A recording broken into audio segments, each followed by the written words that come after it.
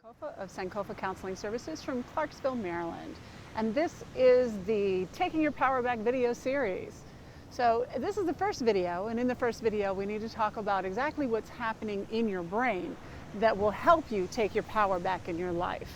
So this is step one to trauma recovery, to anxiety recovery, to managing anger and conflict. Step one is being able to control which part of the brain you're actually in at any given time. So basically, your body is designed to keep you alive no matter what. And the way it does that, often, whenever your body feels like it's in threat, it will flood with cortisol and adrenaline.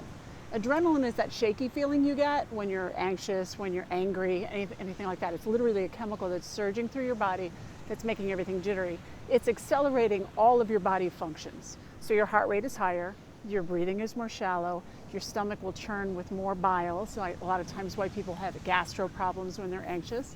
There's too much stomach bile going on. The problem is your body doesn't know how to interpret a threat. It just knows you're in threat and it needs to keep you safe. So it's going to act the same way if you get a letter from the IRS, or if your child is yelling at you, or if you're getting triggered for a trauma memory. It will act the same way as if a dinosaur is coming and trying to eat you. So all of those systems go on overdrive.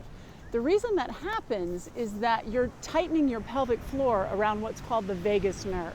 The vagus nerve is a nerve that goes from the base of your brain all the way down the base of your spine.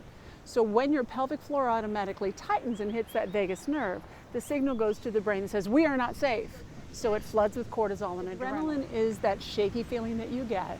That puts all your systems in overdrive. Cortisol is there to fatten up your cells so that if something terrible happens, physically, because it thinks something physical is happening, your body will go into shock and you won't feel the initial pain of it.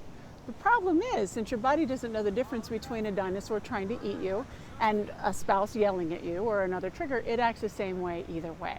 So to take our power back, what we need to do is learn how to control that vagus nerve, to control the pelvic floor.